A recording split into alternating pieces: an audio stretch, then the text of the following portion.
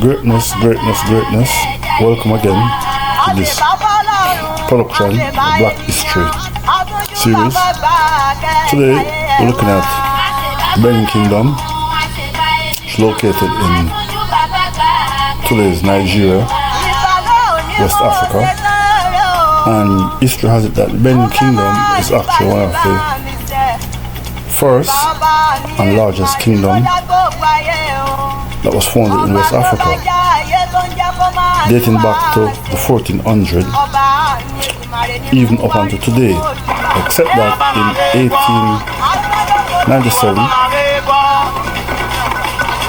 with the war with the British, it was dissolved and absorbed in what we know as the country of Nigeria, I would say the Republic of Nigeria. The Oba is still active, except that he now functions in the kingdom in a non-political role. Thanks for watching. You don't have to like, subscribe and share as we basically walk through some clips that was taken from a few historians. Was a kind of protection. Thanks again, and we'll see you soon. Movement, two forms of movement in migration in the 14th century, 14 ADs, and movement in war, as in the 12 AD. Now, the moat is a concentric circle around the Benin city, then the empire, the Benin Empire, and it was constructed in two great eras, the time of Oba Ogwola around the 12th century AD, and the time of Oba Ewari, the first, that was in the 14th AD. Now for Oba Ogwola, who dug the initial moat, he dug it in order to protect himself from territorial invasion. He had enemies, so to speak, and particularly was Akmanigiakon, that's his name, who was the Duke of Udo at that time, what you can call an emperor of Udo, you know, but not a king, he was a duke. And he was, you know, very much at loggerheads with the Oba. So the Oba wasn't comfortable, so he asked his best workmen to dig a very huge moat around the city. Now the moat was strictly for to protect the city against territorial invasion. Yes, but in the 14th century, when Oba Ewari the Great, the first, was in power, his was out of let me use the word anger, more or less, because there was a situation that occurred in the empire, and his two sons, who were supposed to, one was his heir and the other one was the immediate junior brother to the heir, and they were having friction and they killed themselves. Oh wow.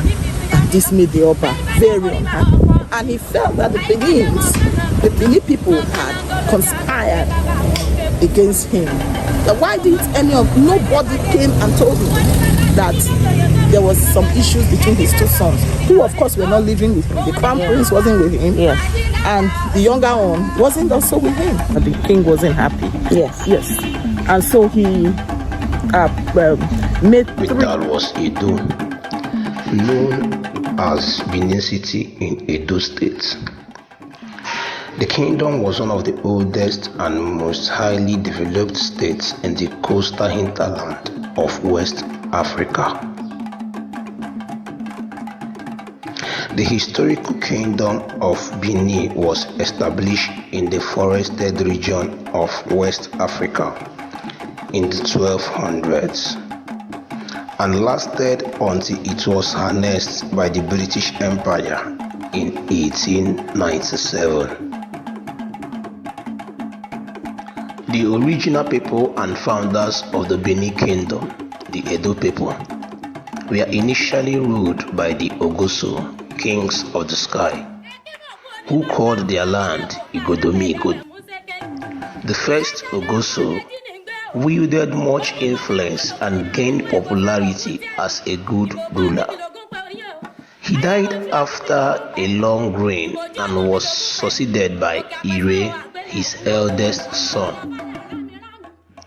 A great palace in Shuj erupted, and Crown Prince Ekala Dehan, the son of the last Ogoso, was sentenced to death as a result of the first queen deliberately changing an oracle's message to the Ogoso. In carrying out the royal order that he be killed, the palace messengers had mercy and set the prince free at Igohoton near Benin. When his father, the Ogoso, died, the Ogoso dynasty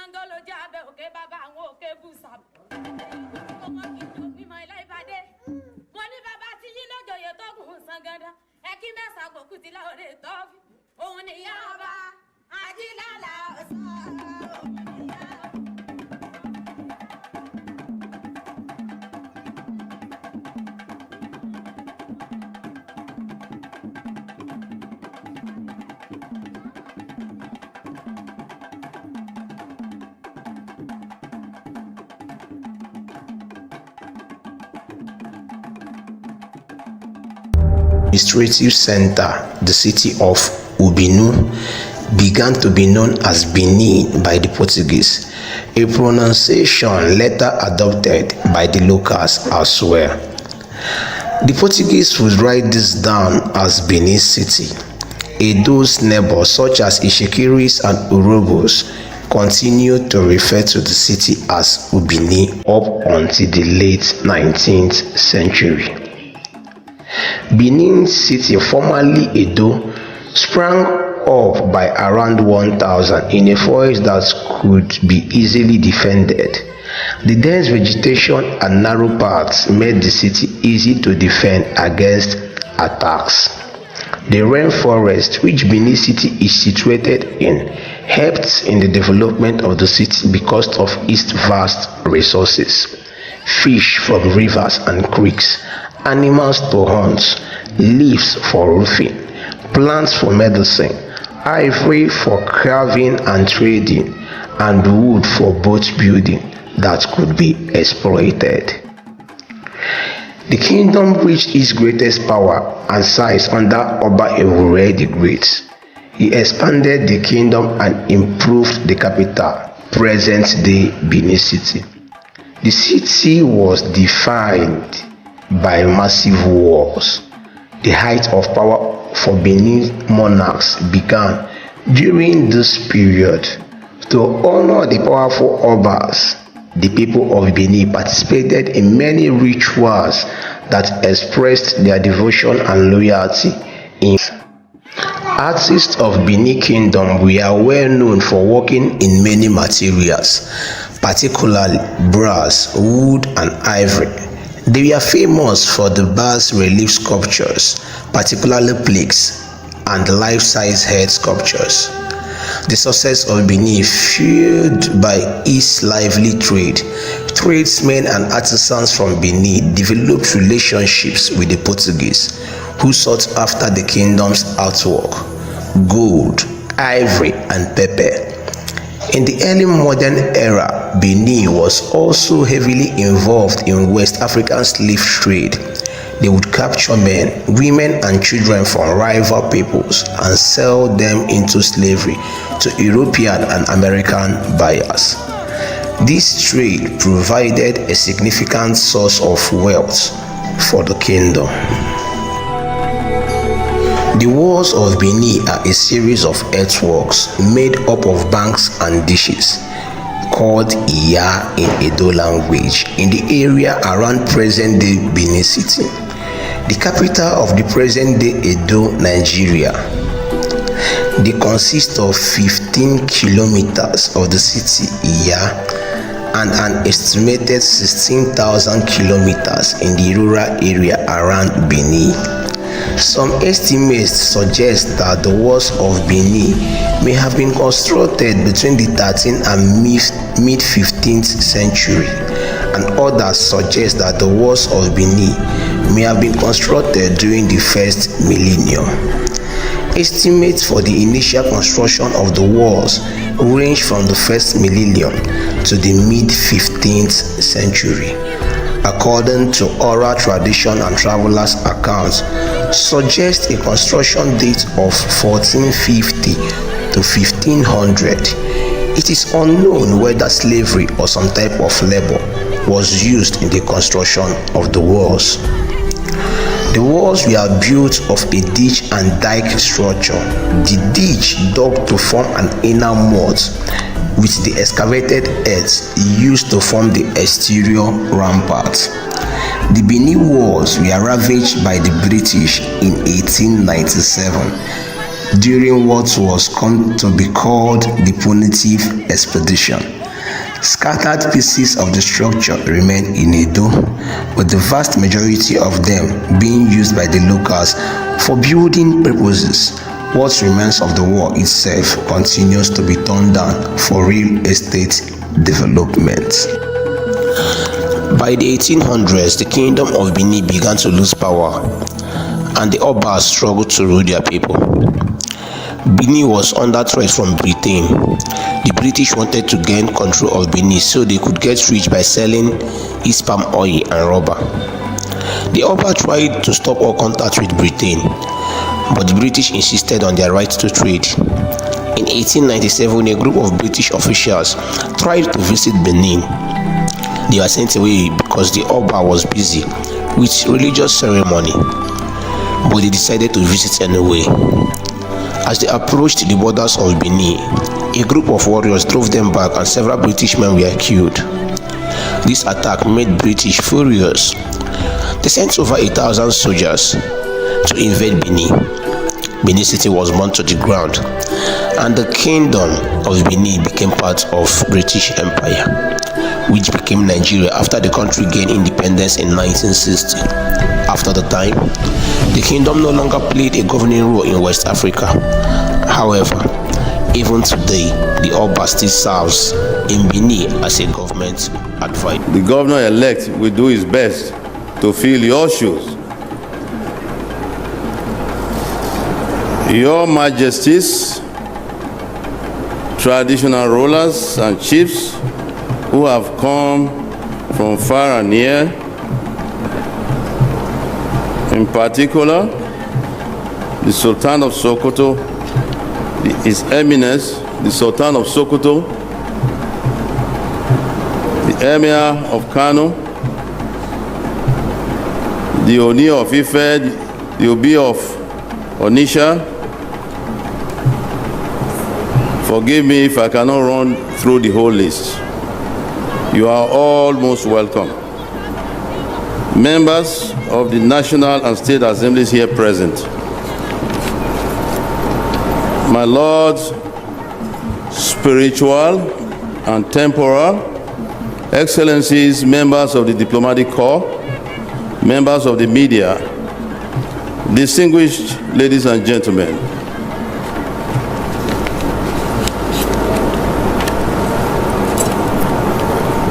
the events of today mark the end of activities prescribed by customs and tradition for my accession to the revered. I accept with faith and humility the destiny which ordained that henceforth I shall be the embodiment and expression of the culture, aspirations, and history of our people.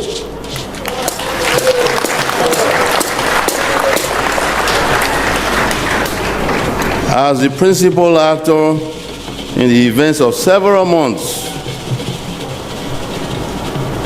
that led to this awesome position, I've had a unique opportunity to reflect on the values and essence of our historical continuum, what royalty represents for our people are justice, peace, and unity.